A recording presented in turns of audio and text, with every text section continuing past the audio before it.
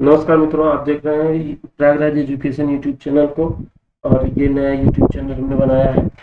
और ये YouTube channel जो है वो टीजीटी पीजीटी में कला वर्ग से संबंधित सभी छात्र छात्राओं के लिए महत्वपूर्ण है, क्योंकि इसमें हम कवर कर रहे हैं यूथ पब्लिकेशन की पुस्तक को, जिसमें 11,480 से अधिक प्रश्नोत्तरियां हैं।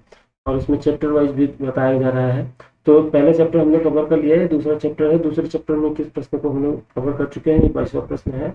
और ये नया यूट्यूब चैनल है, तो हम आपसे उम्मीद करते हैं कि आप इस चैनल को सब्सक्राइब नहीं किए होंगे तो सब्सक्राइब कर दीजिए। और वीडियो अगर पसंद आ रहे हैं तो उसको लाइक कर दीजिए, अपने मित्रों में इसको शेयर कर दीजिए। ये हम बार बार इसलिए कह रहे हैं क्योंकि ये नया यूट्यूब चैनल है, तो इसमें हमें सब्सक्राइबर्स की आवश्यकता होती है।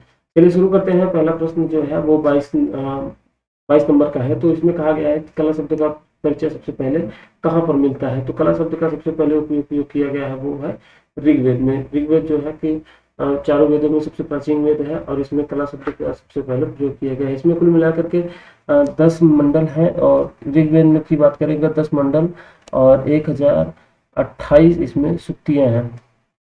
ये सबसे प्राचीन अब तक जाना हुआ सबसे प्राचीन ग्रंथ यही है। इसमें अगर बात किया जाए तो इसमें 23 देवी देवताओं का जिक्र किया गया है। और इसमें अगर बात किया जाए तो ऋग्वेद में लगभग 25 नदियों का जिक्र किया गया है। 25 नदियों में सबसे ज्यादा जिस नदी का उपयोग जिक्र किया गया है वो है सिंधु नदी। सिंधु नदी के बाद गंगा नदी का भी जिक्र किया गया है, लेकिन सबसे कम एक बार गंगा नदी का उपयोग किया गया है। गंगा का प्रयोग एक बार किया गया है, जबकि यमुना नदी 3 बार हुआ है। उपयोगी कला का संबंध किससे है। तो उपयोगी कला का संबंध उस कला से है जिसका प्रयोग मानव अपने मनुष्य आभूषणों में करता है। तो उपयोगी कला का संबंध किससे है। आभूषण से। मूर्तिकला, वास्तुकला और संगीत कला से बिल्कुल नहीं है। आगे अगर बात करें तो उपयोगी कला का संबंध आभूषण कला से है। कला ललित और उपयोगी कला 2 भागों में है, जिनमें सौंदर्य और विज्ञान से संबंधित प्रमुख उद्देश्य रहता है उन्हें ललित कला कहते हैं। सौंदर्य और विज्ञान से संबंधित जो भी रहता है उन्हें ललित कला में रखेंगे, जिनमें उपयोग का ध्यान रखा जाता है उन्हें उपयोगी कला कहते हैं। आगे बात करते हैं कि उपयोगी कला को भी प्रायः शिल्प कला भी कह देते हैं, शिल्प भी कह देते हैं, किंतु शिल्प वस्तु आकृति की रचना के संबंधित के पक्ष में। उपयोगी कला जो है वो, जैसे कि आप बात करते हैं बढ़ईगिरी, सोनारगिरी इत्यादि को उपयोगी कला कहते हैं। आगे अगर बात किया जाए तो कला को 2 भागों में फिर से विभाजित किया गया है, उच्च कला और निम्न कला। उच्च कला और निम्न कला में ये है कि उच्च कला और निम्न कला उसे कहते हैं, जैसे कि निम्न कला में अगर हम बात करें तो निम्न कला में आ जाता है काशीदारी आभूषण, पात्र खिलौना और बुनाई का काम जो है वो निम्न कला में आ जाता है। जबकि उच्च कला में जो आता है वो चित्र आता है, मूर्ति कला एवं वास्तुकला को उच्च कला में रखा जाता है। आगे अगर हम बात करें प्रश्न संख्या 24 की, तो प्रश्न संख्या 24 क्या कह रहा है कि पाणिनि द्वारा रचित अष्टाध्यायी में शिल्प शब्द का प्रयोग किन कलाओं के लिए किया गया है। तो पाणिनि ने जो रचना की है अष्टाध्यायी, उसमें जो है कला शब्द का प्रयोग वो ललित कला और उपयोगी कला के लिए किया है।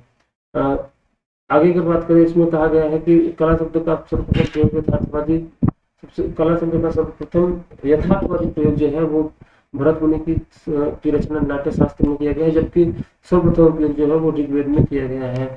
और भरत मुनि से पहले कला को आलेखन के रूप में प्रयोग होता था।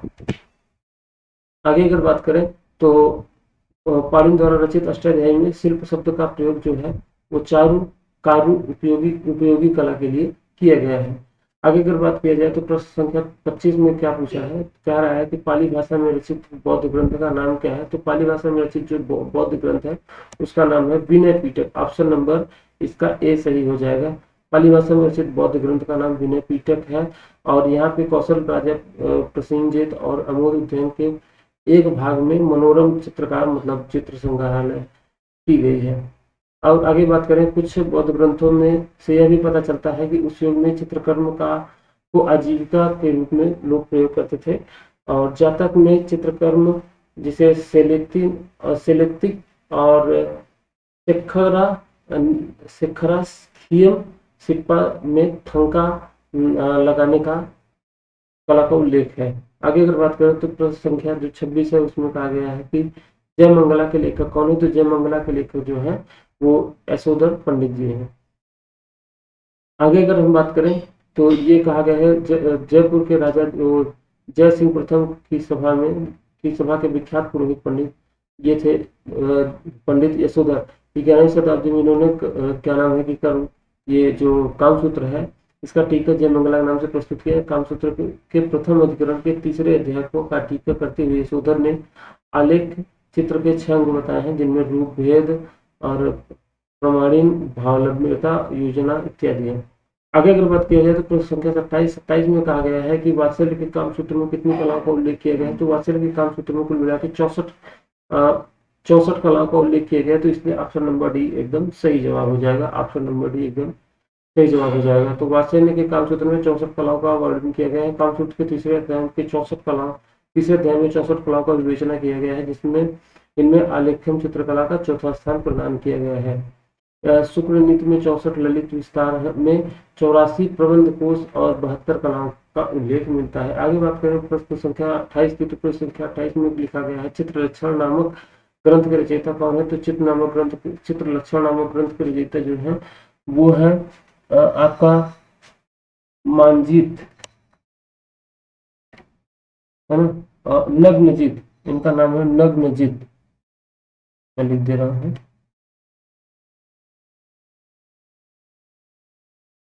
नग्नजीत। चित्रलक्षण नामक ग्रंथ के लेखक कौन है? ये रचयिता कौन है? नग्नजीत साहब है। चित्रकला के जन्म के संबंध में भारतवर्ष में एक सुंदर पौराणिक कथा परंपरागत रूप से प्रचलित है, जिसको चित्रलक्षण नामक ग्रंथ में संकलन किया गया है। यह ग्रंथ तिब्बत से तंजौर ग्रंथमाला के अंतर्गत प्रकाशित किया गया है।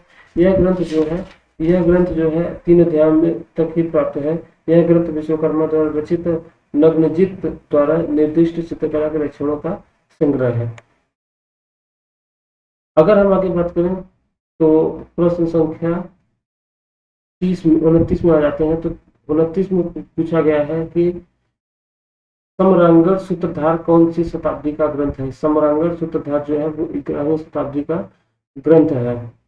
ऑप्शन नंबर डी इसका सही हो जाएगा। समरांगण सूत्रधार किस शताब्दी की रचना है? 11वीं शताब्दी की रचना है। समरांगण सूत्रधार जो है 1500 से 1054 मतलब 11वीं शताब्दी का ग्रंथ है। समरांगण सूत्रधार भारतीय वास्तु शास्त्र में से संबंधित ज्ञान कोशी ग्रंथ है, जिसकी रचना धार के महाराजा भोज ने की थी।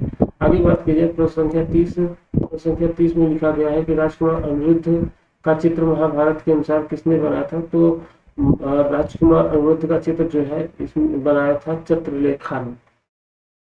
चित्रलेखा ने राजकुमार अनिरुद्ध का चित्र बनाया था। ये उत्तराखंड SSC में 2018 में पूछा गया था।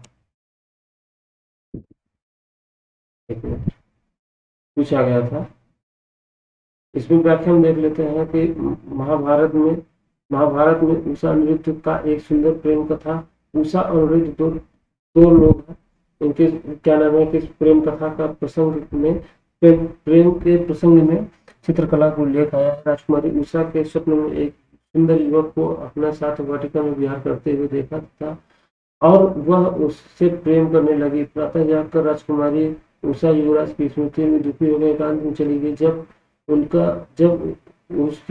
उनकी परिचारिका चित्रलेखा को इस घटना के बारे में पता चला तो उसने समस्त महापुरुषों, देवताओं तथा उस समय के सभी युवराजों की छवि चित्र स्मृति के आधार पर बनाकर उषा के सम्मुख पेश किया। उषा ने स्वप्न में देखे राजकुमार का चित्र पहचान लिया। आगे बात करते हैं प्रश्न संख्या 31 में लिखा गया है चित्रसूत्र कितने अध्याय में है? तो चित्रसूत्र जो है वो 9 अध्यायों में मिलता है। चित्रसूत्र 9 अध्याय में मिलता है, इसलिए ऑप्शन नंबर बी इसका सही जवाब हो जाएगा। चलिए आगे देख लेते हैं।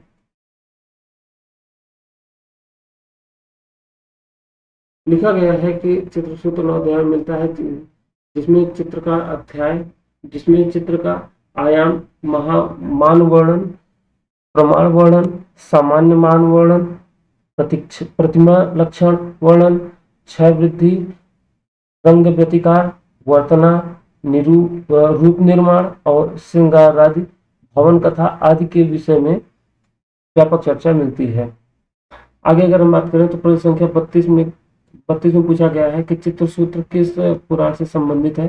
तो चित्रसूत्र जो है वो विष्णु धर्मोत्तर पुराण से संबंधित है। विष्णु धर्मोत्तर पुराण से संबंधित है।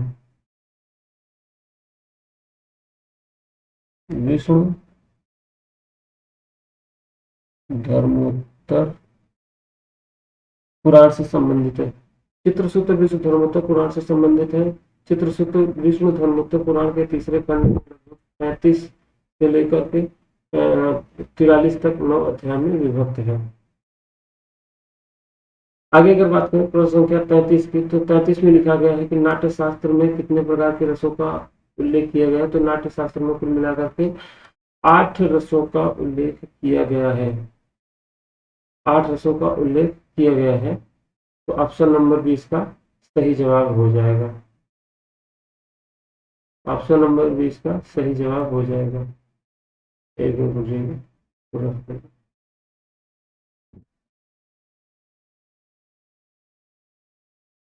आगे बात किया जाए तो नाट्य शास्त्र में 8 प्रकार के रसों का उल्लेख किया गया है।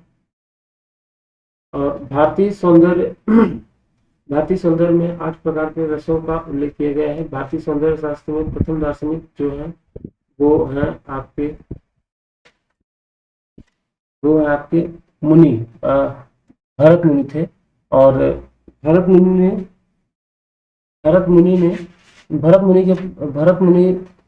ने नाट्य शास्त्र में कुल मिलाकर के 49 भावों का विवेचन किया है। और 8 जिसमें स्थायी भाव है और 33 संचारी और 8 सात्विक भाव है। अगर बात की जाए सौंदर्य शास्त्र के अनुसार कुल 9 भाव हैं, लेकिन चित्रों में 9 रस दिखाए गए देते हैं। भरत मुनि द्वारा लिखित नाट्य शास्त्र जो है प्रथम शताब्दी ईसा पूर्व की रचना है। रस उत्पत्ति को सबसे पहले भरत मुनि ने परिभाषित किया और भरत मुनि के पश्चात रस सिद्धांत का प्रतिपादन जो है वो अभिनव गुप्त ने किया। और आगे बात की जाए तो प्रश्न संख्या 34 क्या कह रहा है। 34 में कहा गया है कि कला मुख्यतः कितने भागों में विभाजित है। तो कला मुख्यतः 2 भागों में विभाजित है, ललित कला और उपयोगी कला। ऑप्शन नंबर बी इसका सही जवाब हो जाएगा।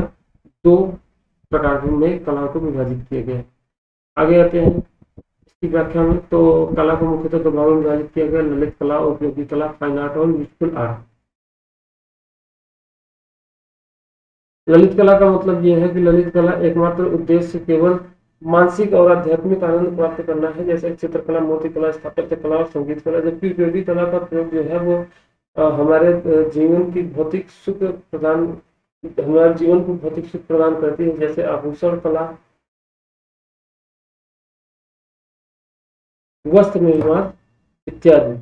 आगे बात की जाए तो प्रश्न संख्या 35 में कहा गया है कि ललित कला को कितने भागों में विभाजित किया गया है। तो ललित कला को हम कह सकते हैं 5 भागों में विभाजित किया गया है।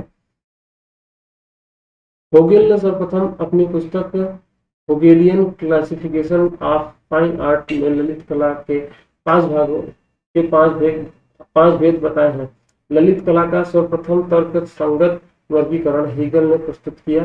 हीगल द्वारा ललित कला का वर्गीकरण जो है वो इस प्रकार है। पहला है काव्य कला, दूसरा है संगीत कला, तीसरा है चित्रकला, चौथा मूर्ति कला और 5वां स्थापत्य कला। स्थापत्य कला को हीगल साहब ने सबसे निम्न कला बताया है और काव्य कला को सबसे उच्च कला बताया है। एग्जाम में एक बार पूछा भी गया था कि हीगल के अनुसार कौन सी कला जो है वो सबसे उच्च कला है ललित कला में। तो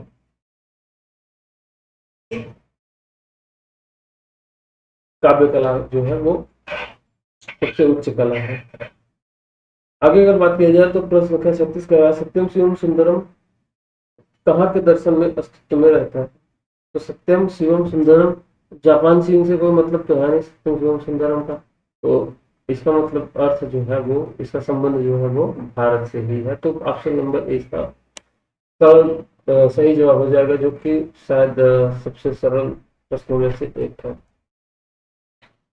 सत्यम शिवम सुंदरम भारतीय दर्शन का मूल है। भारतीय कलाओं में सत्यम शिवम सुंदर को अपने चित्रों में कल्पना की है, जो भारतीय कलाकारों का आदर्श है। भारतीय कलाकारों द्वारा अजंता एलोरा की गुफाओं में कला का आदर्श रूप देखा जा सकता है। कला शब्द पहली बार कहाँ प्रयोग हुआ है, तो कला शब्द सबसे पहली बार ऋग्वेद में प्रयोग किया गया है। 22वां प्रश्न इसी से संबंधित था।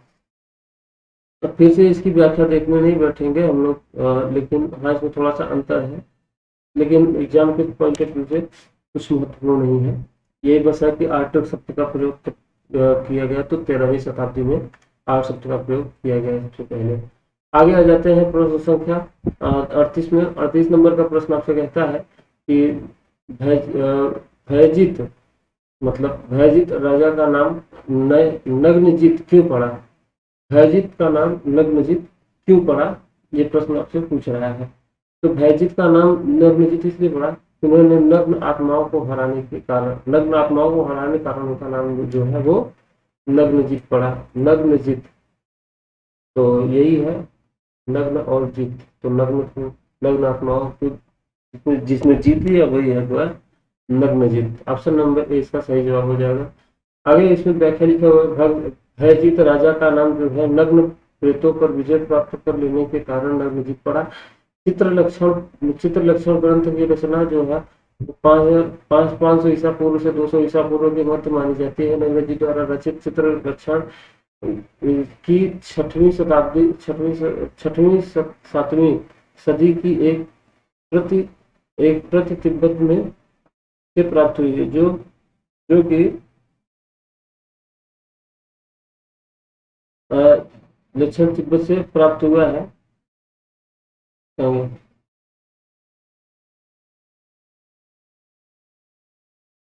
तिब्बत से प्राप्त हुआ है। इसमें चित्रकला की उत्पत्ति, चित्र के भेद, चित्र सामग्री आदि का वर्णन किया गया है। आगे अगर हम बात करें तो प्रश्न संख्या 39 में कहा गया है कि संपूर्ण बौद्ध साहित्य में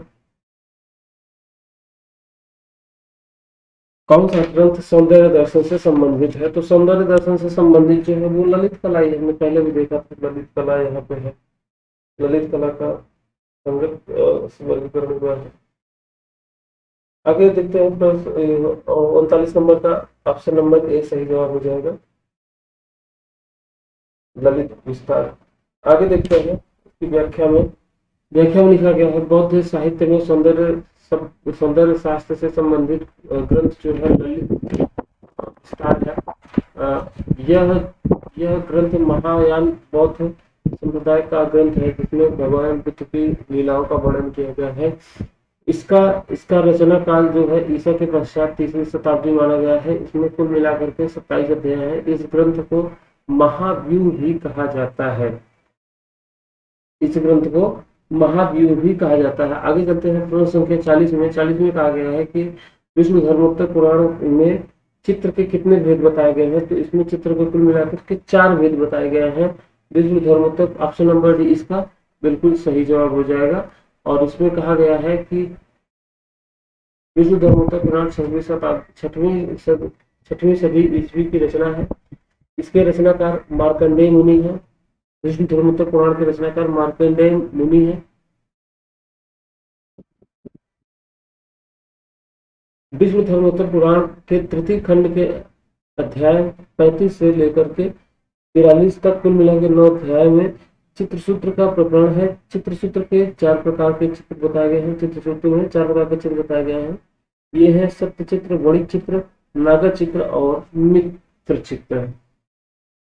आगे चलते हैं प्रश्न संख्या 41 में। 41 कह रहा है कि मानसोल्लास में चित्र के कितने भेद बताए गए हैं। तो मानसोल्लास में कुल मिलाकर के चित्र के 5 भेद बताए गए हैं। मानसोल्लास में चित्र के कुल 5 भेद बताए गए हैं। तो ऑप्शन नंबर इसका सही जवाब हो जाएगा। इस ग्रंथ की रचना जो है 5वीं सदी में सोमेश्वर भूपति द्वारा की गई है। मानसोल्लास ग्रंथ में 5 प्रकार के चित्र बताए गए हैं: विद्या, अविद्या, रस, धूलि, भाव। मानसोल्लास में असंगत को स्थान निरूपण कहा गया है। आगे बात करते हैं प्रश्न संख्या 42। तो 42 में कहा गया है कि और कवियों के कारणों को चयनित करिए। तो बात की जाए तो सबसे पुरानी जो है वो पाणिनि है, पाणिनि वात्स्यायन कालिदास भास नहीं, ये गलत हो जाएगा। पाणिनि वात्स्यायन, पाणिनि के बाद भास आना चाहिए, पाणिनि पहले नंबर पे, भास दूसरे नंबर पे, तो ये पाणिनि भास तीसरे नंबर पर, वात्स्यायन चौथे नंबर पर, कालिदास ऑप्शन नंबर डी इसका बिल्कुल सही हो जाएगा। पाणिनि के महर्षि पाणिनि के अष्टाध्यायी अष्टाध्यायी में चित्रकला का उल्लेख मिलता है। यह 5वीं शताब्दी की रचना है। भास जो है, भास स्वप्न वासवदत्तम महाकवि भास द्वारा रचित इस कृति से वत्त राजा और उदयन और चंद्र प्रद्योत के संबंधों का उल्लेख मिलता है। वात्स्यायन या मलंग वात्स्यायन भारत के प्राचीन दार्शनिक थे, जिनका जिनका समय गुप्त वंश के समय मतलब 6वीं शताब्दी से 8वीं शताब्दी तक माना जाता है। उन्होंने कामसूत्र और न्याय सूत्र भाग की रचना की। आगे बात करें तो कालिदास का जन्म जो 1वीं शताब्दी से 3वीं शताब्दी ईसा पूर्व के बीच मानी जाती है। यह शाकुंतलम कालिदास की प्रसिद्ध रचना है। इसके इनके काव्य ऋतु संहार और कुमार संभव में द्वितम और रघुवंशम इत्यादि है। अब प्रश्न संख्या 43 क्या कह रहा है कि इनमें से सुमेलित करिए। सुमेलित कैसे होगा?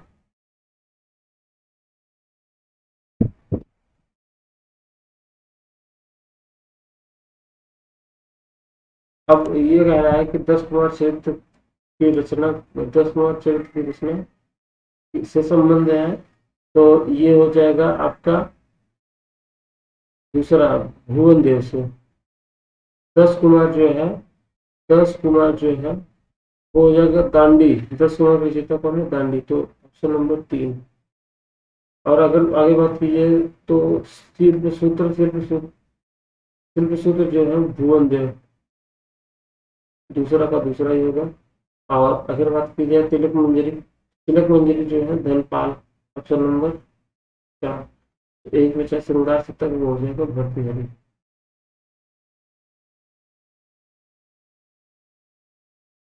हम ये कह सकते हैं 3-2-4-1, 3-2-4-1, 3-2-4-1, ये ऑप्शन नंबर 20 का सही जवाब हो जाएगा।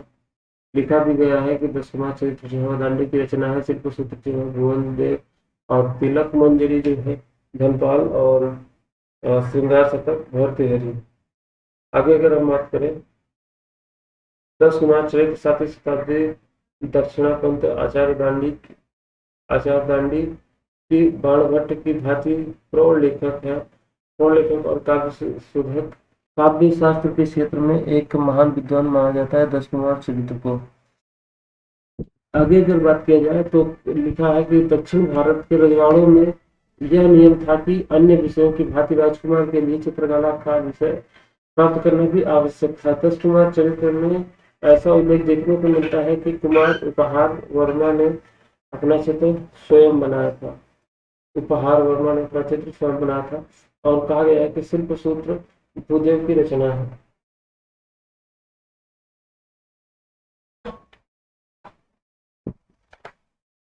चलते हैं आगे, चलते हैं अगले प्रश्न की ओर। प्रश्न संख्या आपका आ जाता है प्रश्न संख्या 44।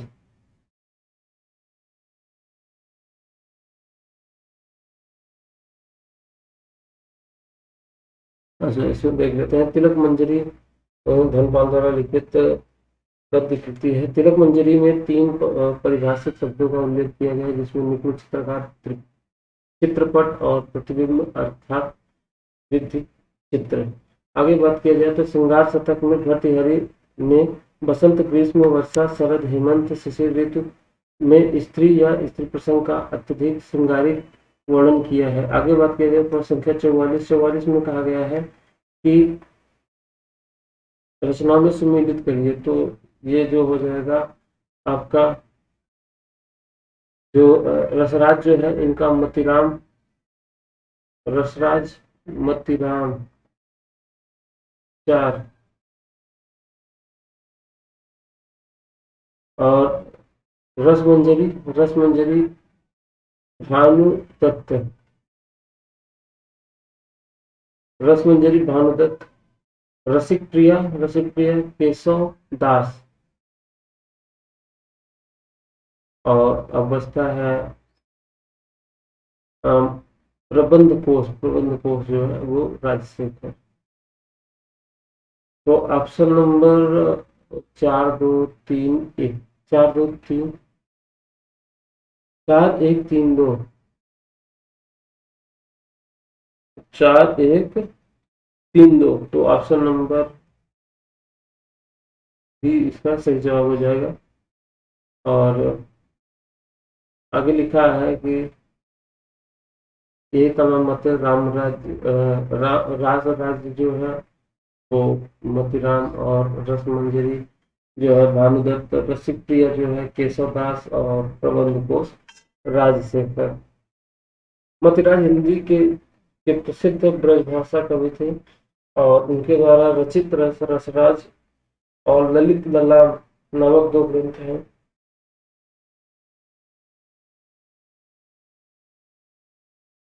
आगे बात की जाए तो संस्कृत शास्त्र के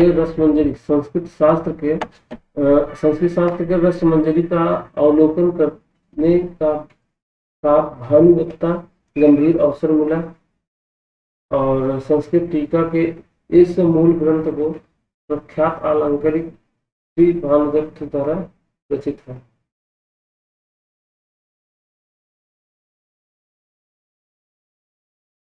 आगे कहा गया है रसिक प्रिया, कवि प्रिया, नल दमयंती आचार्य केशव देव की प्रसिद्ध रचना है। और कहा गया है कि काव्य शास्त्र में रस विवेचन का प्रमुख स्थान है। प्रबंध कोश काव्य मीमांसा कर्पूर मंजर राजशेखर की रचना है। आगे बात करें प्रश्न संख्या 45 में कहा गया है, एक मिनट में 45 में ये कहा गया है कि निम्नलिखित भारतीय शास्त्रों का कालानुक्रम क्या है। शास्त्रों का कालानुक्रम क्या है। तो भारतीय शास्त्रों का जो कालानुक्रम है वो बी इसका सही जवाब हो जाएगा। बृहत संहिता कादम्बरी, अभिनव भारती, और आगे है पंचदशी। ऑप्शन नंबर 20 का सही जवाब हो जाएगा। बृहत संहिता कादम्बरी, अभिनव भारती और पंचदशी। बृहत संहिता 12 मिहिर द्वारा 6ठी शताब्दी में संस्कृत में रचित एक विश्वकोश है। कादम्बरी की रचना 7वीं शताब्दी में गद्यकार कवि व इतिहासकार बाणभट्ट की संस्कृत भाषा में की है, और इसमें 5 शुद्ध वर्गों का उल्लेख हुआ है।